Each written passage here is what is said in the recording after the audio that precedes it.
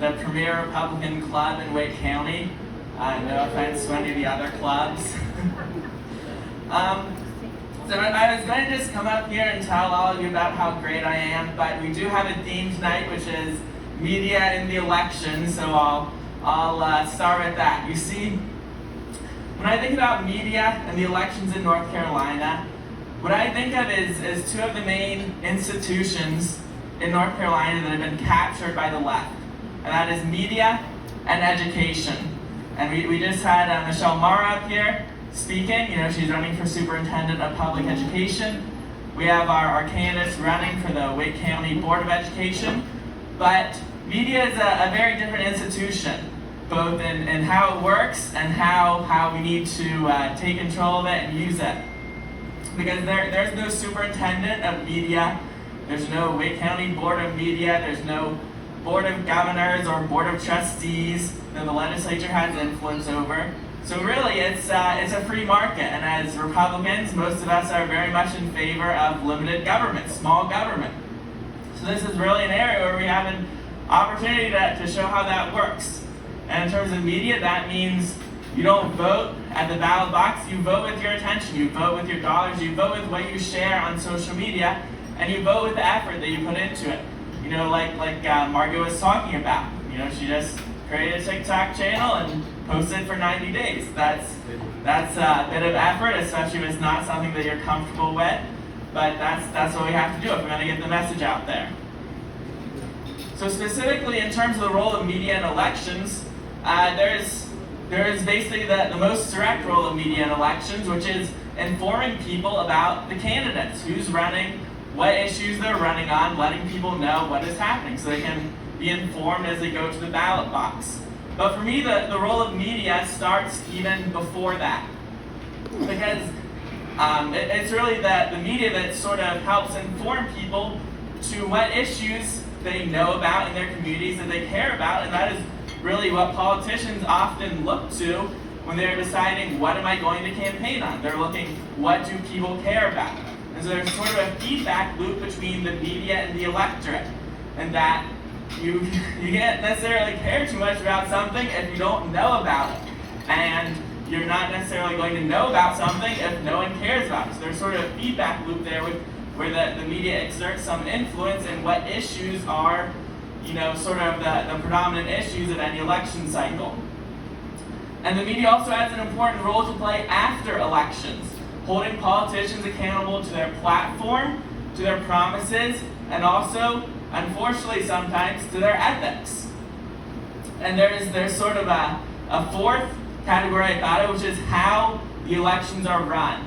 I believe that is a very important topic. That is something that I'll loop around back to, because that's something that the mainstream media has sort of dropped the ball on since 2020, is putting any focus into how our elections are run, that they're run fairly, unless of course, you know, it's to attack the sort of limited election integrity measures that have been pushed forward, such as voter ID. So I actually began publishing media as an independent journalist in another election cycle 4 years ago. Now, it wasn't directly because of the election, it was because of the rioting going on the streets of Raleigh. And when I looked at how the local mainstream media was covering that, I was not satisfied. I didn't feel that they were being accurate and complete and showing us what was going on in the streets of Raleigh. So my interest in publishing media as an independent journalist really started with the golden rule. You see, I'm not the type of person who likes putting myself out there, but I do like knowing things. But unfortunately, I can't know things. I can't just look stuff up on the internet. I can't look stuff up on TV. I can't look stuff up on YouTube unless someone went down there and recorded that information and published it. So when I saw there's this gap in the media coverage, I decided, hey, if not me, then who? And so I started doing my best to put in a little effort in order to fill that gap and hopefully keep the community a little better informed about what is going on our streets. So I wanted to, in terms of when I look at the media landscape, as you know, the mainstream media is dominated by a left-wing bias, and there's really two ways that I see that playing out. the most obvious is when you turn on the TV, when you read an article, you can kind of tell, hey, the people who wrote this, they don't have the same values, they don't have the same priorities that I do. But the second way is a bit more insidious, is which stories they decide to cover and which stories they don't decide to cover. Because they don't hold a show, they don't write an article saying, hey, these are the list of stories that were pitched in our editor's room that we decided not to go with. You're not going to find that sort of transparency from the vast majority of outlets. And on the right-wing side of things, we're sort of lagging behind. And one thing I've noticed is that a lot of the right-wing media is very opinion-heavy. And I love a good opinion as much as the next person, but unfortunately, if we are limited to giving our opinion on the facts that are gathered by the left-wing mainstream media, we're sort of playing their game on their field. So really what I try to focus on is not opinion, but on researching stories that no one else is talking about, adding something to the public discussion so that people can read the facts and form their own opinions. And I also see quite a bit of sensationalism, which that's sort of not my nature, so I tend to shy away from that. And also professionalism, because it's easy to fall into the trap of doing exactly the same things which we criticize the mainstream media for doing. So I try to hold myself to the same standard that I hold the mainstream media to when I'm reading the articles and criticizing them.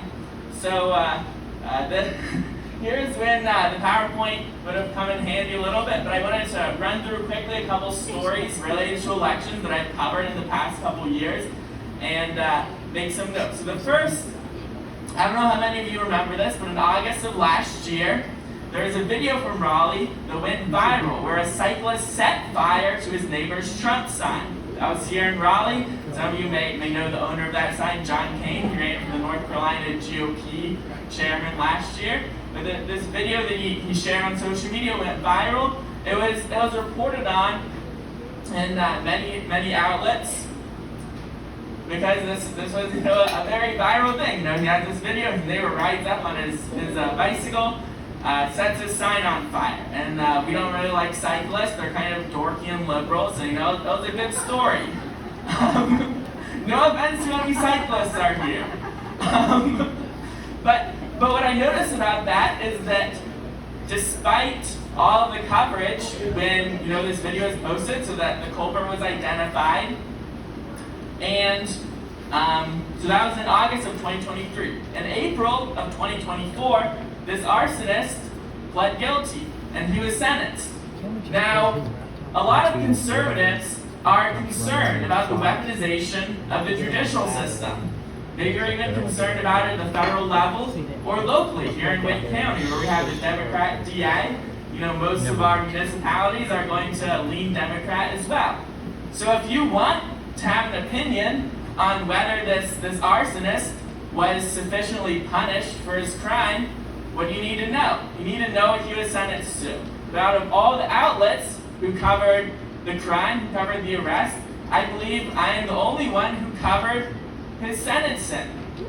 And so this arsonist, he was sentenced to 12 months probation with a 45-day suspended sentence. So if you have an opinion on that, well, you need to know that before you can form an opinion. Another story related to election integrity that I've been covering for, 2 years now. It started in 2022 when the Wake County Board of Elections permanently banned one of I'm drawing a blank on the word for it. One of the election integrity activists named Lynn Bernstein, who frequently attended their meetings, had some criticisms for them, and they trespassed her from the property so that she would no longer be able to attend these public meetings and make her public comments. And this lawsuit lasted a while, and I was just able to obtain public documents recently showing that the Wake County Board of Elections had paid $10,000 to settle this lawsuit and also revoked her trespass orders, so she can now come back and once again attend these meetings. And you would expect the Board of Elections is being sued. She's not even a Republican, she's a Democrat. You would expect there would be some coverage in the local mainstream media. But nope, I was surprised that I was basically the only local journalist covering this story. Okay, 5 minutes. I think I'll make it. So another story related to elections that I was working on last year was related to Act Blue.